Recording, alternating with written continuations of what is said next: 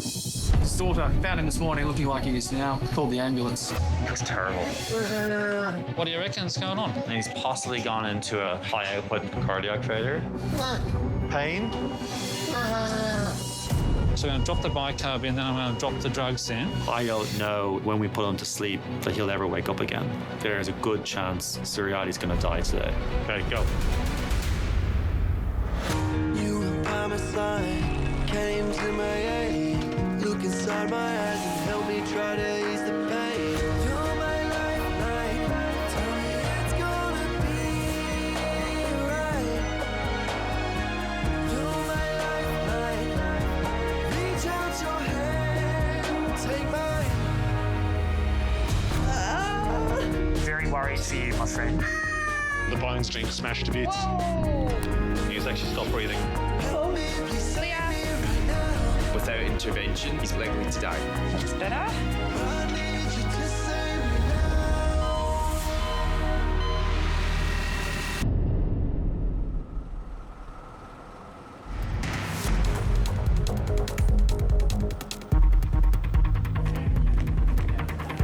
Let's go.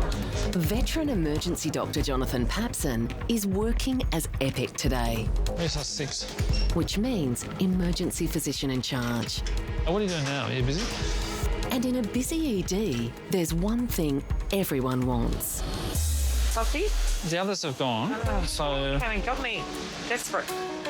One of the things a good Epic would do is make sure everyone gets to go to coffee. There's an art to organising who goes to coffee when. Can't all go at once. Often you come back and it's probably been 10 minutes, but the whole place has changed. A new helicopter coming, there's something else happening. Things change all the time in an emergency. Royal Melbourne receiving. With yet another emergency call coming in, coffee will have to wait. Good morning, Royal Melbourne. We come up to you this morning with a approximately 47-year-old male. He presents with sudden onset of dyspnea at about midnight against the setting of a couple of weeks of general malaise. What's the ETA? 15 to 20 minutes or so. Cheers, we'll see you then. So, 47-year-old, can't breathe. Sounds like 2 weeks of respiratory illness, and now he's really out of breath and really unwell. And the ambulance not sure what it is. Possibly pneumonia or a viral infection. Doesn't sound well though, so I need to find someone who can look after him.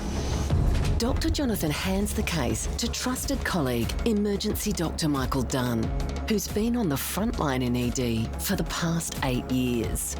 Jonathan's told me a gentleman in his 40s coming in is really struggling to breathe. His breath per minute is 50, but normal's about 12 to 15. That rate is not sustainable, so this guy could go downhill very quickly. 47-year-old Suriati from Indonesia was staying at his son's house when he started struggling to breathe. Are those sats what you've been getting the whole time? Yeah, they've been a little bit variable. Hi, I'm Michael. I'll be looking after you today, all right? Ready, 2, 3, go. Okay, sit him up. Get some monitoring on, Mark. Be great. With Suriati in such distress, Dr. Michael immediately starts his examination. It's very wheezy. I can see from how hard he's working to breathe that he's really, really struggling. He only has probably about 10-15 minutes before he starts to get weak and tired. So we need to fix the underlying problem as fast as we possibly can. Can I get you to get a pulse oximetry on for him? Let's actually quickly just get access and a gas and see where we're at. Okay. Can I get a truncated handover? Quick one. Yeah, right. So 47-year-old gentleman lives at home, been in the country for 3 months or thereabouts, doesn't speak English, from Indonesia. Yeah. So he's been generally unwell with a bit of a cough, dry cough for the last 2 or 3 weeks. Yeah. Last night about midnight, felt sudden onset of dyspnea. Yeah. And that's progressed throughout the night. His daughter found him this morning looking like he is now, called the ambulance. All right, thank you. Okay, let's treat it as a non-infective exacerbation of COPD. We'll get access, give 8 milligrams of Dex. This potentially could be COPD, which is similar to asthma. Makes it really hard to breathe. So I'm gonna give steroids. We'll put on a special mask until we can get some further tests back to confirm what we think is going on. Hi, can I get portable X-ray and resus too? I'll put a request through in a second. Yes, please, yeah, thanks. Hey, I'm so sorry. Very tight, but still help you breathe, okay? Suriati needs urgent help to breathe. The team hook him up to an oxygen supply as blood tests and x-rays are fast-tracked. He's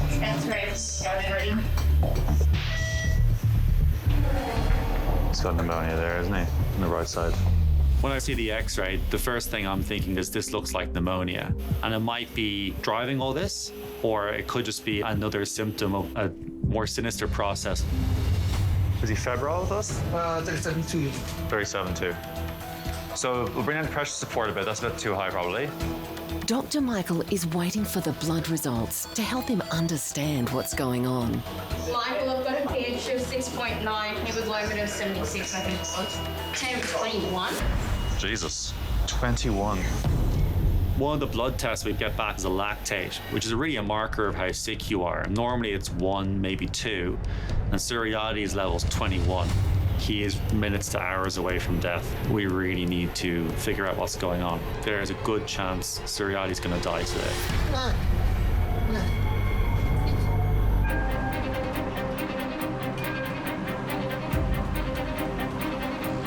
For the last 7 years, emergency registrar Dr. Ilya Kadalski has ridden the same path from his home to the Royal Melbourne Emergency Department.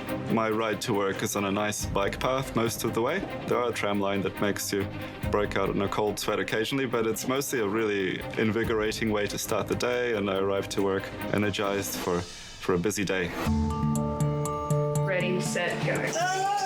Hold on. First through the doors this morning for Dr. Ilya is a woman who is in severe pain after falling at work. And where's your pain at the moment? Paramedics have given her the green whistle for her pain. Back of the neck? And one lower back. 38-year-old Sarah, an admin worker at a fruit market, spent 10 terrifying minutes on the floor, not moving, waiting for help to arrive. Just relax your shoulders. We don't want you to move at all, okay? Especially because you've got the spine pain.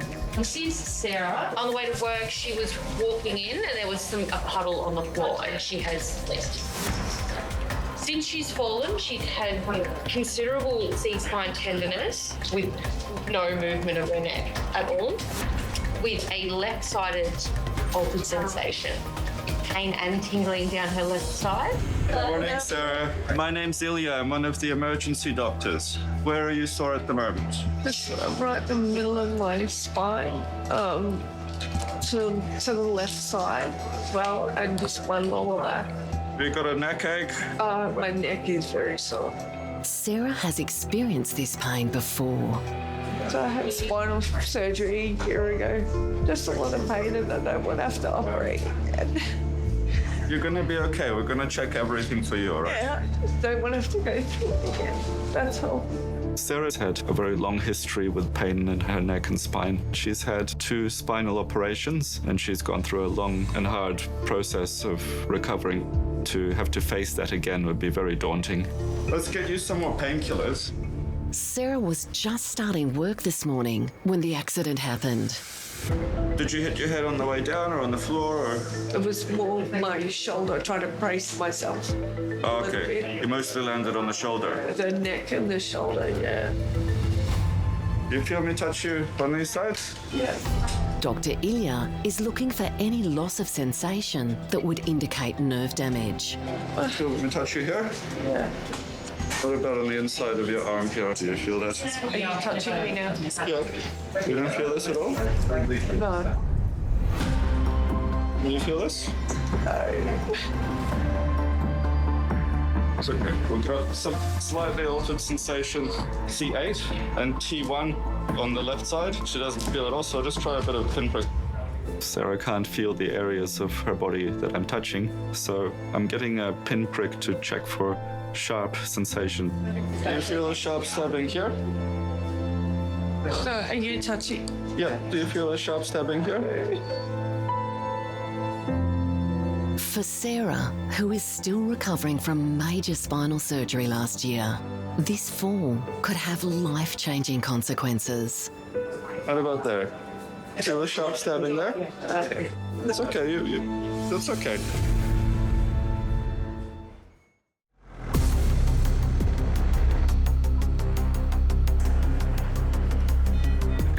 Bend this knee.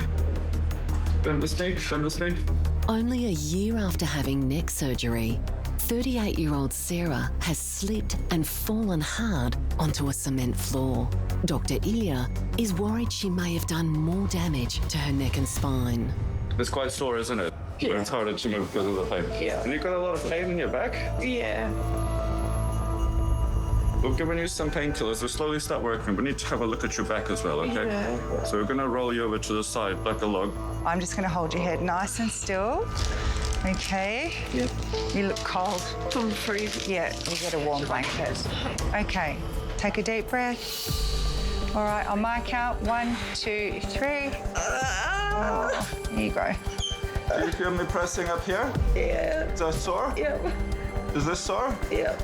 As I'm examining Sarah's spine, I'm noticing that she's in quite severe distress, so potentially there could be injury at any of the areas that are painful, and a lot of it is painful. And what's really bad? Like right up in my neck. Right up at the top. Yep. Sarah's mother, Jan, has rushed in to be with her daughter, anxious that Sarah may be facing another traumatic injury. It's been a horrible year, and then with this, it's going to set her right back, which is the worst thing that can happen right now. I feel like my heart's going to come out my throat. Okay, on my count, 1, 2, 3. There you are. So you're doing great. The whole thing is quite tender. Yeah. But we'll do some scans of your neck, especially with that metal work in there to make sure it hasn't shifted. Yeah. I think the most important thing now is just to make sure there's no cracks. Because Sarah's had previous operations to the spine with metal pins and rods that fix the bones in your spine together, we'll be looking to see if any of the metalware has shifted. They could bend from a stress of a fall, or the bones around the metal could break. Just stay nice and still. Emergency nurse Eliza Berg tries to comfort Sarah. Not a good start to the week. No. Not a good Monday morning. No. Sarah has a previous neck injury and has spent a long time in a hard neck collar, so we're on high alert for a neck injury. So we need to keep her very still and put the collar on. Today is just like a bad dream for her, really, that it might all happen again. Okay, so that one's pretty snug. You've probably worn this before. Yeah. We'll keep that on till you have a scan. Sarah's previous accident was very similar to what happened this morning.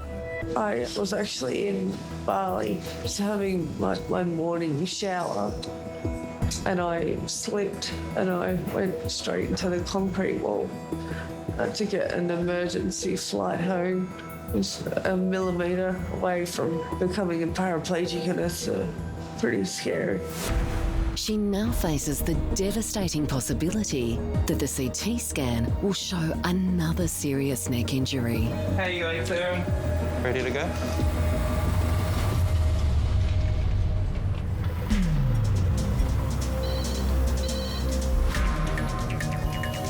Pain? Sore? Dr. Michael is ultrasounding 47-year-old Suryati, desperately trying to figure out what's causing him to be so unwell. We still don't have a clear reason as to what's driving all this. Potentially could be a very severe infection and it's affecting his lungs, his heart, but the bits of the jigsaw aren't really fitting together. Dr. Michael tries to rule out a potentially life-threatening condition. I'm going to try and get a view of his tummy just to make sure he's not having a AAA. I don't think he is. It doesn't make sense as to why he'd be in respiratory distress if that was the case. The ultrasound I'm doing can tell us if there's a burst blood vessel in his tummy. It doesn't explain all symptoms, but it's one of the things I want to look at that cause you to be that unwell that quickly. No, I guess his aorta there is very small. No, his aorta is tiny. Dr. Michael is still no closer to knowing why Suryati is so sick. So he's had DEX, he's had salbutamol, ipratropium. I need to get a story as to what's going on. We're slowly working through the potential life-threatening illnesses that can cause him to be as sick as he is. But I need more information in the next hour or he's going to deteriorate even further. So we don't have the luxury of time. We need to figure out what's happening and we need to know now. Do you pain? Pain, no? Dr. Michael urgently needs some answers. He asks family friend Irvin to get Suriati's son on the phone. Hello. Hi, how are you? I'm Michael, one of the doctors here in Royal Melbourne. I'm with your dad. Okay. He's quite sick at the moment. I was just wondering, has he been unwell in the last few days? Yeah, he's been unwell since last week, but it's just like coughing and fever. And before that, he was well. Is that right? So 2 weeks. He was well.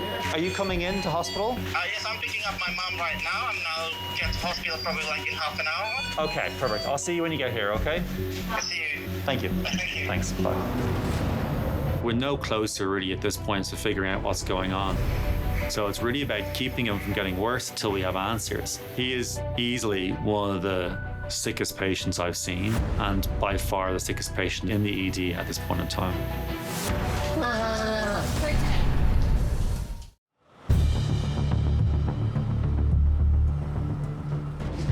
It's really important you keep very still. Just don't want to move it at all. Emergency nurse Marcus Christie is waiting for 38-year-old Sarah to finish having her neck and spine scanned after she slipped on a puddle and fell down at work. She does have altered sensation to her body. She's just not feeling things like we would like someone to. Worst case scenario is any sort of paraplegia, neck injury, spinal injuries. How you going, Sarah? Sarah's life was turned upside down a year ago after a terrible fall in Bali where she slipped and fell in the shower. It's just hard to do everyday things, you know. The lasting pain is very draining. I got my fiancé, Alex, and we were actually supposed to get married last year, but we've put that on hold.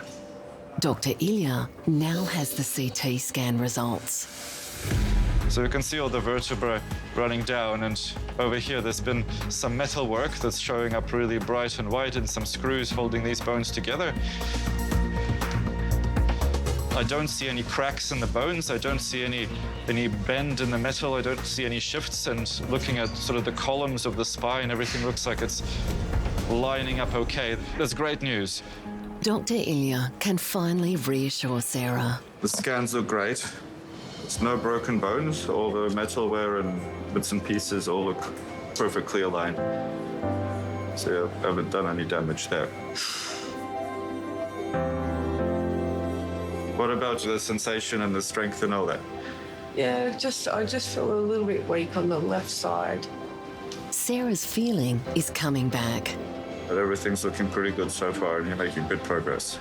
I don't think there's any serious damage. I'm really happy to hear that. So Sarah needs time in hospital because she is in a lot of pain, and we do have to get some MRI scans done to see if there's any injury to the soft tissues or to the nerves. The MRI scan will also show if there's injury to the ligaments, which might need a supportive collar to let those heal a bit, but won't result in requiring surgery. Sarah's mother finally gets to comfort her daughter. How are you feeling? Really? So? Relieved that Sarah's scans are clear. Try and move your legs, put your knee, give your knees a bit of a wiggle. Yeah. Makes everything better for you. Mum will be cleaning the house for the next few weeks, I reckon. That's what mums are for, not. I think she's going to be okay. We just need to get the pain specialists involved in her care. There is a tough road ahead. It's going to be a long journey, but I think we'll be able to support her through that.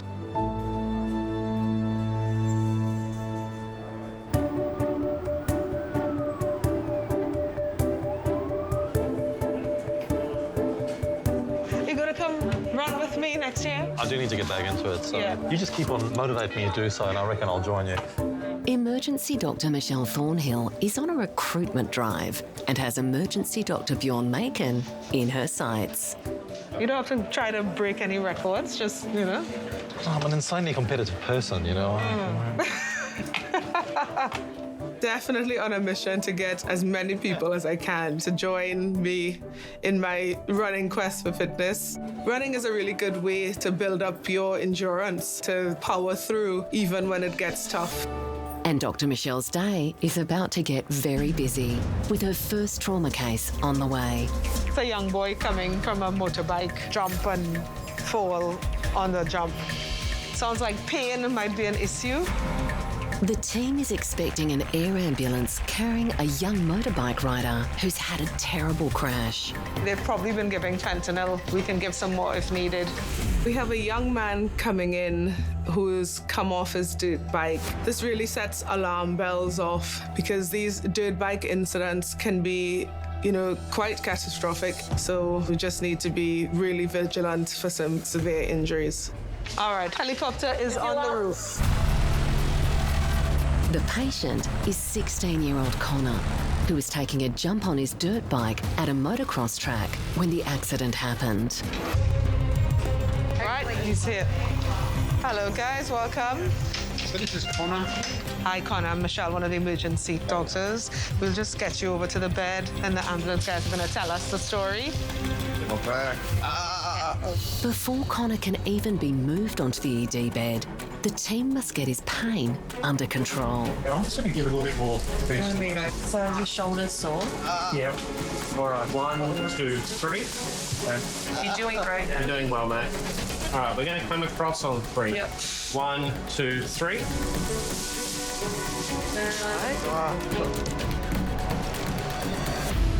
You got this, okay?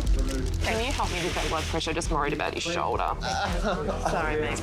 So this is Connor. Today he was riding motorbike approximately 60 kilometres an hour, has gone over a jump and he's lost control and then he's fallen basically upside down and he's hit the bike and then gone into a puddle of water and he was in that for about an hour before he was removed.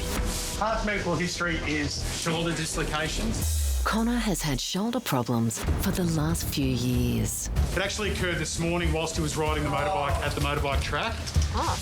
After 5 minutes, that relocated and he continued riding. He says that would have been his 8th time in its history that it's been dislocated. His right shoulder and his right entire arm is quite painful. I'm really surprised to learn he possibly dislocated his shoulder, put it back in, and kept riding. Connor's complaining of a lot of pain at the moment. There's a possibility that his shoulder is again dislocated. We need to see if there's any fractures and if there's any potential injury to his spine as well. Back-wise, he's got lumbar discomfort and some pelvic discomfort as well. All right, does that shoulder look swollen at all? I dislocate my shoulder. All the time. Any surgeries on the shoulder? No, okay. Any other surgeries otherwise? I would expect pain if he's dislocated his shoulder and relocated it, but I wouldn't expect him to be in this much pain. So I'm concerned that there is something more going on. If you come down hard onto the ground, you can break any number of bones. He might have done injury to his spine that could be life-altering. Yeah, he's complaining of pain there.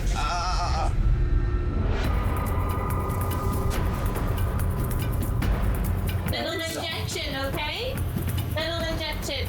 Dr. Michael is trying to save 47-year-old Suryadi, who's gravely ill and struggling to breathe. I think we just assume it's respiratory sepsis. Dr. Jonathan is helping search for answers. What do you reckon's going on? I think he's got really bad sepsis and he's possibly gone into a high output cardiac failure. Yeah, okay. That's my working diagnosis at the moment. His lactate's 21 though. Having colleagues to bounce ideas off as to why someone's so sick is very valuable. It's not myocarditis or something. It's not like a... His heart's moving too good. Yeah. His echo looks fine. What about primary lactic acidosis? And it's all just metabolic, like leukemia. Yeah. I know, you're okay. Looks terrible. With Suryadi deteriorating rapidly, more detailed blood results are phoned through. Great, thank you for that. Appreciate it. Cheers. His white cell is 77 apparently. No. Yeah. What's going on? It's got me leukemia. Yeah. Normally, you'd have white cell count 4 to 8. If you're sick, it might be 12, 15, and his are 77. So that's really pointing towards leukemia or lymphoma or some sort of blood cancer. I don't know, will he survive the next 24 hours? to get the treatment he needs to treat this. I've requested units of blood. We need to get them down. There's some additional blood tests that need to be sent off before we do that. The immediate plan is to give red blood cells.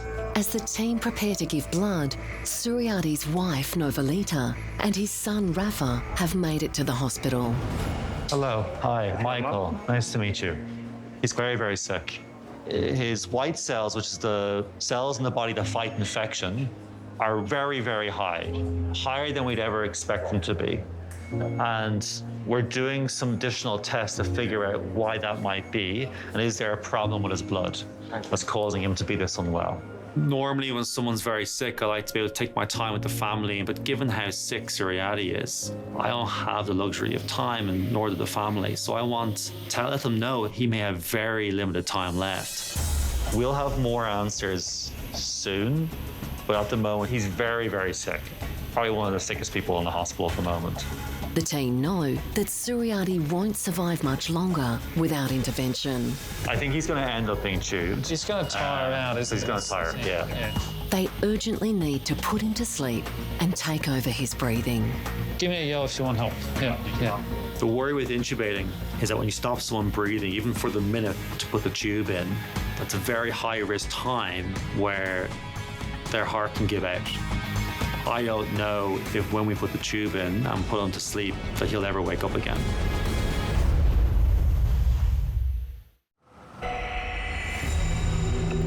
We'll get some propofol and fentanyl for ongoing sedation.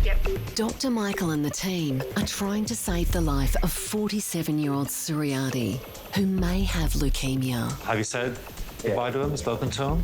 Okay.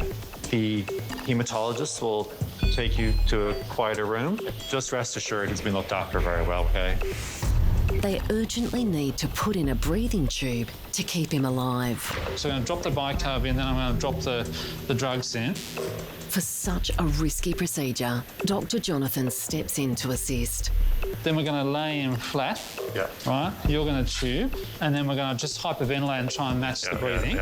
This is not an easy intubation. So many things can go wrong here. He may be building up blood in the lungs. That means we have less time to get the tube in before you get irreversible damage to your body. The other thing is he is at high risk of just arresting after induction.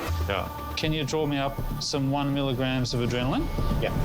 Make no mistake, Suryati is at a high chance of having a cardiac arrest whilst we do this intubation. Despite all our good planning, it may still happen. So we have to be ready for it. Can't breathe? Yeah. It'll be all right. We're going to make you breathe very soon. All right. Looking good? Ready to go? Let's do it. We're just going to drift you off to sleep now. That's 100 of ketamine.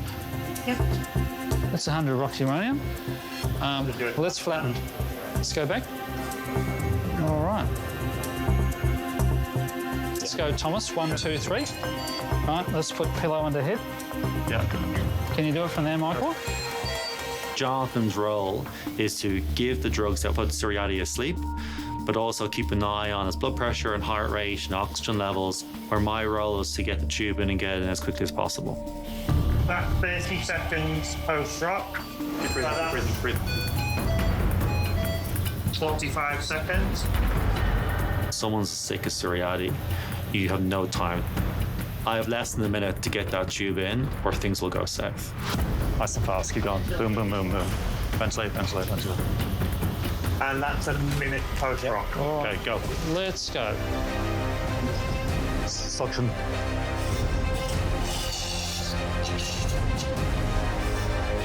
No.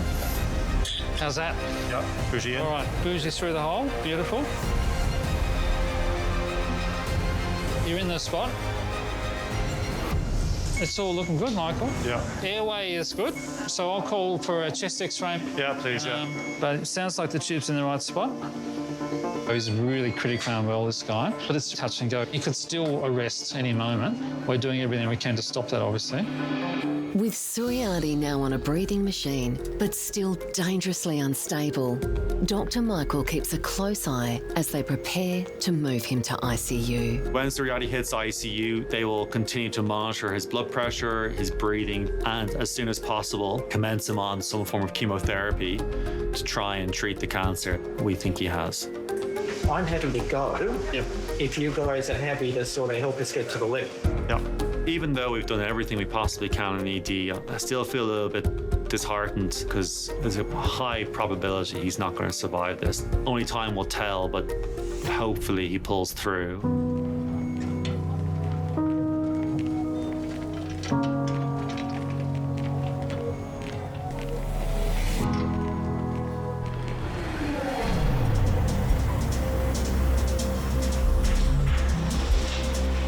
Motorbike, is that right, on a dirt track? I go up this jump and I was going too far from the jump and I lost control. 16-year-old motocross rider Connor is in a lot of pain after crashing his bike, landing heavily on the ground. You're right. I want you to focus on me, okay? Experienced emergency nurse Emily Morris tries to distract Connor from his pain. I'm going to talk to you about your mullet because it's one of the most beautiful things I've seen in a long time. I hate it. You hate it? It's not the haircut, it's not the thing that... You're just going to go over it? It's the top. The top's ranger. The top's... It's ranger? Ranger. I think it's dirty blonde. When I'm talking with Connor, I want to be able to create some sort of connection with him. I want him to be able to know that in this room full of people that there's somebody there that sees him and has his back. Put some frosted tips in it. This is a young man who's had a really, really scary experience that is isolated in this moment and is feeling really scared. What I'm going to do now, I've got to work out exactly where you're most sore. Sore on that bone there? Oh, you're there. Was like your parents there? That was there. Oh. Dad Paul knows how much his son loves motocross. Connor's a very energetic kid with a strong personality. He pestered me for a long time to get a motorbike, and eventually I caved in. And whenever Connor's on the bike, I am worried because I know he's going to take risks and push himself to the limit. When you reach your limits, that's when things go wrong. Connor, we're going to need to look at your back. Given that Connor landed hard on the ground, the team prepared to check his spine. You think that you can bend your elbow and put your arm on your stomach? Do you reckon you can do it? We're going to do it together. We want sort of both arms. Oh, that was hilarious. There we go. There we go, there. Even the simple act of moving his arm is incredibly painful. On 3, 1, 2, 3.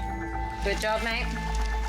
Connor, is there any pain where I'm pressing there, yes or no? Yes. There is, yep. I'm behind my right shoulder blades. Yeah, on that side, yep. Is there pain in the middle there? A little bit. Yep. Connor's pain needs further investigation, so Dr. Michelle explains next steps. We're gonna get you around to the CT scan, okay? It's like the X-rays, but it gives more detail of all the bones and the organs inside, and they'll move. The one where you go inside of it. It's a big donut, a ring that you pass through. It's really important we get scans done quickly for Connor to see if there are any fractures or other injuries, so we can try to determine what's causing all this pain for him. It's just my right. Your right arm. That's, I think I'm really worried. Yeah.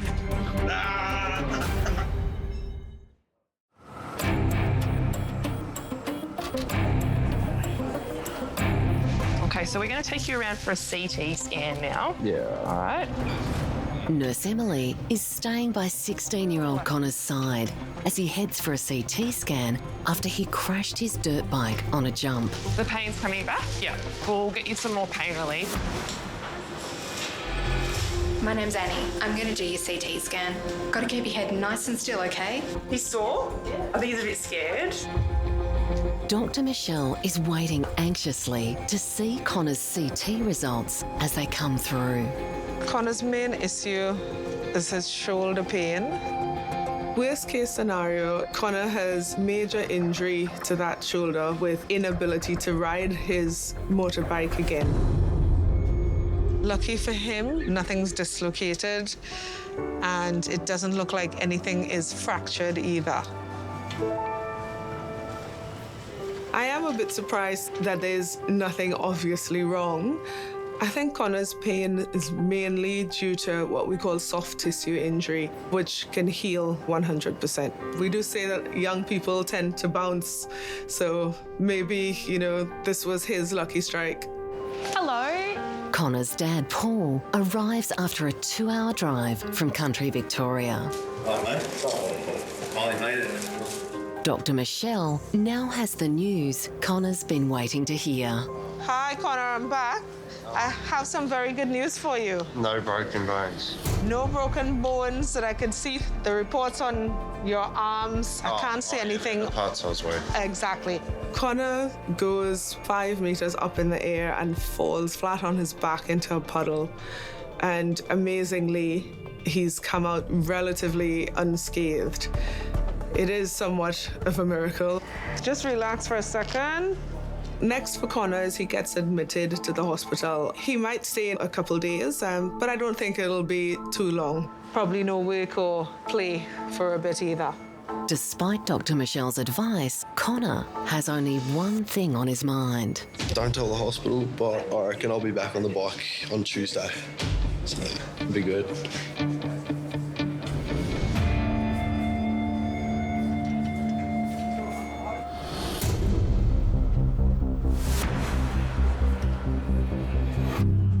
The Rolling Stones were never your generation, right? No. So why are you so interested in seeing them? They're now 80 years of age. See them. I just think that new album is really good. In between cases, emergency Dr. Glenn Harrison has a chance to catch up with colleagues. This is good with Lady Gaga in it. Nah, they're too old. I listen to lots of Aussie bands. I've dabbled with piano myself, but self-taught and very bad. Their new song's called Change My Catheter and Geriatric. Royal Melbourne receiving. Dr. Glenn's playlist is interrupted by a trauma call. Just the Micro 8 crew come to you with a 25-year-old female. Tennille presents tonight in an SVT since 12:50 this afternoon. Currently sits at a rate of 198. We're about 15 minutes off. Royal Melbourne received Micro 8. We'll see you in 15 minutes. She's pretty sick, this one. They're saying SVT. She's got a heart rate of 198. Where are they going to go? Trauma 1. Okay. The ambulance call was a 25-year-old female who's coming with a very fast heart rate, 198 beats per minute. Lowish blood pressure with that. She's still in a very fast heart rate. She'll be here in about 5 minutes. SVT is a rhythm disturbance of the heart. Having a fast heart rate can be dangerous because it's like you're running a very fast race all the time. It makes patients feel extremely unwell. Amy, can you just make sure to put the pads on for her? Worst case scenario is that she develops heart failure. The defibrillation pads allows us to give electric shock to reset the heart. Busy new mum Tennille's heart rate had been high for hours before she finally called an ambulance. So what's most recent? Heart rate's about 200. Sure, okay. Last time I saw you about 2 weeks ago? Yeah. That's true. And we went home 2 days ago. Tennille is only in the hospital a couple of days ago with a similar issue. It is concerning that she's come back into the hospital with a very fast heart rate again. All right, who's handing over? It's gonna be me. Go for it. Tennille's a 25-year-old female. Around 12:50 this afternoon, running across the road, onset of palpitations. Has sat on it during the day as she's got a little bit going on at home, but obviously as it's progressed throughout the day, it's called AV this evening, where she's presented initially with a heart rate of 200 in an SVT. Initially, we've managed her with the adenosine. She has brief periods of reversion and then goes straight back into the underlying arrhythmia. She has a significant cardiac history with congenital issues. She had valves repaired and replaced, so there's a bit going on. Thank you. Thank you. Nice. We'll see how we go. Cheers. Tennille's had a bit of a torrid time. She's only young. She's got congenital heart disease and had surgical repair for that when she was a lot younger. And in a complex cardiac patient, you certainly want to think about the things that will work quickly for us and safely. Hello, Tennille. I'm Glenn, one of the doctors. How are you going? You're looking pretty good, but your numbers say something different. All right. How many times have you had this, do you think, in total? This will be my 6th time. Okay, all right. Worryingly for Tennille, who has suffered heart conditions since she was a young child, this is a new complication. I had my first episode 2 months ago, and then it's just been nearly every week afterwards. It's just like a jackhammer. You're going at 220 last time. You're only 200 this time? It got up to 240 in the end. Did it? Yeah. Do you feel nauseous? Yeah. Okay, we might get you something for that. Let's just do 4 of Ondans then. How do you feel when you have the adenosine? The medication we're going to think about giving is the adenosine. It temporarily stops the pacemaker function of the heart, so it stops the conducting between the chambers of the heart, so it sort of resets. I feel it's 12. Yeah. But I get yours. Okay, all right.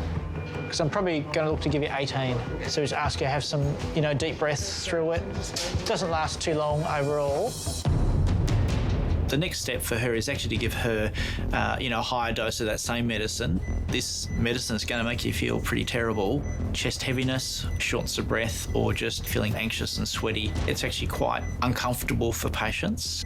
Dr. Glenn waits for Tennille's nausea to settle before he can give her the drugs to slow down her super fast heart rate. So, who do you live with? My partner and my baby. They know you're here? Yep. Okay. They were at home when I got home. Okay, all right. What we might do is when we give you the adenosine... Lay down. Yeah. You've been through it lots of times. Knowing she might be in the ED for a while, Tennille has come prepared. Lucky you brought your Lion King backpack in. Yeah, I brought sausages in too. Oh. I made me partner quickly cook them before them. Well, if this all works, we'll celebrate with a sausage. Oh yeah, I will be. How's your nausea at the moment? Better. Better? Yeah. Almost. All right, shall we give it a go? I'll lay you down, okay? Dr. Glenn prepares to give Tennille the medicine to reset her heart. The risk is the heart does respond to it but doesn't restart. That's a cardiac arrest, and that means that we would have to do CPR and the shock with the machine and the cardiac pads.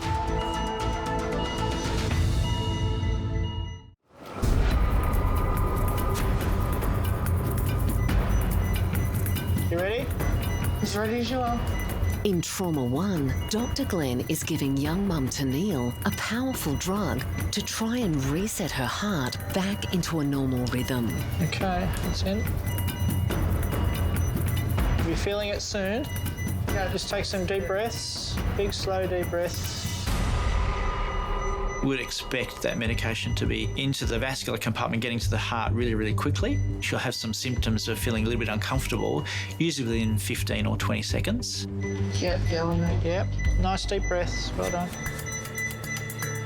Sounds like it's getting faster, doesn't it? Yeah. Slow deep breaths for me, slow deep breaths. That sensation that people get with that medication, it can be quite distressing, can make people quite anxious, and that will actually put their heart rate up a little bit. How are you feeling? You're a bit flushed.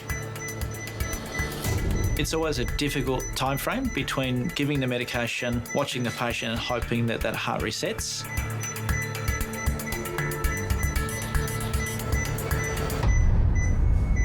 Finally, Tennille's heart is slowing.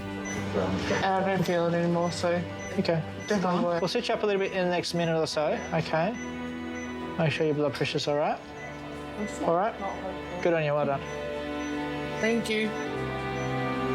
I'm very happy that Tennille has responded to the medication. She's been very stoic. She probably needs to stay in hospital for observation. Monitoring her heart to make sure it does stay in a normal rhythm is really important for her. She's got some complex cardiac problems. Tennille is relieved the higher dose of medication has worked. I don't even know how to describe the feeling. It's like going down a roller coaster. Worst feeling you'll probably ever have in your life, but it's worth it in the end. The nurses and the doctors, they've saved my life plenty of times. There you go. How amazing is that, guys? That's what it calls service. She can now have the treat she's been waiting for. Thank you for heating them up, by the way. You're welcome. Muchly appreciated. Tennille's partner, Patrick, is keen for a review. They good snacks? Yeah. Thanks for making them. 10 out of 10.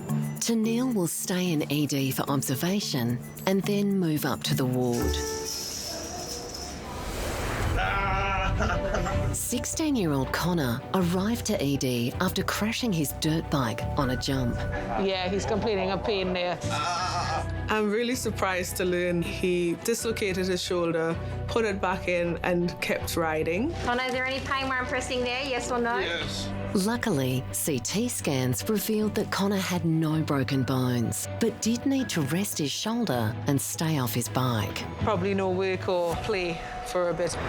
After a night in hospital, Connor was allowed to go home, but he had no intention of slowing down. The day after I got out of hospital, I spent recovering in bed, and the day after we went to our holiday house and I was jumping off bridges and wakeboarding and riding bikes. How's that, mate? Yeah, I just need to go down a little bit. Awesome.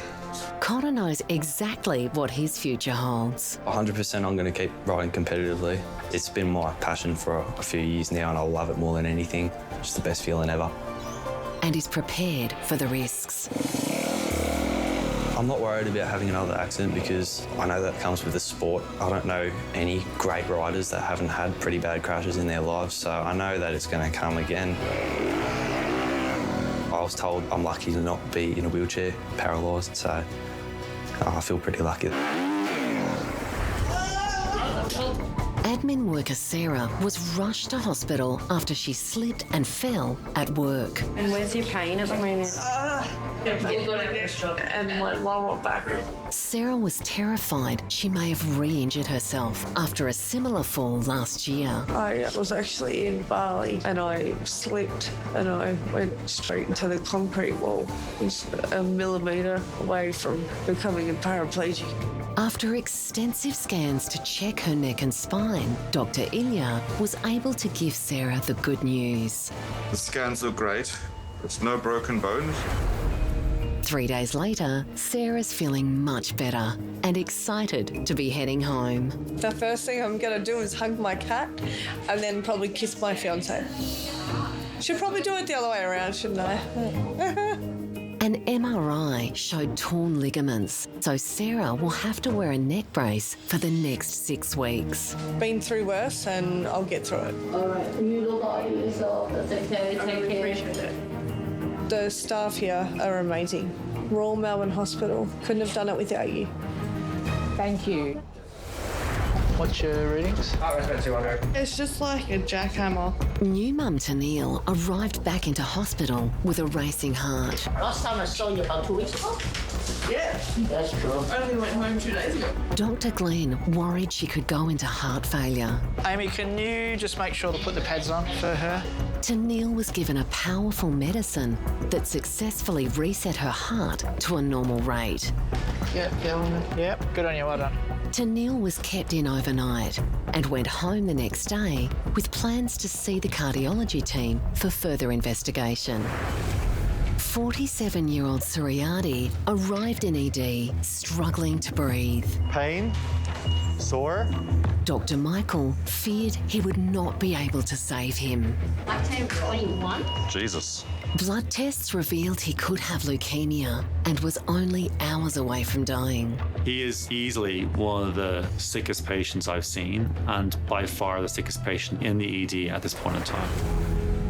It's now been 3 months since Suriati's shocking diagnosis, but his son Rafa can't forget that day. It was so scary to me because the doctors told me your dad might not survive in the next couple of hours. It's very confronting to me and to my mom. Halo, Ma. Ya? Nah, udah bisa jalan-jalan dong sekarang? Ya, bisa. Aktivitas sedikit-sedikit, tapi belum sepenuhnya. Suriati is now back in Indonesia after spending 5 days in ICU before moving to a cancer centre for chemotherapy treatment. After a few days, he made recovery and he's now on ongoing treatment to treat his cancer. Suriati is now enjoying each day and getting stronger. I try to call my mom every day to check on everything, how that's going. He can do more things himself, going back to the garden, doing his farming. I'm now very relieved that my dad is going to be well. It was very remarkable the way Royal Melbourne Hospital emergency department taking care of my dad. It's like a miracle.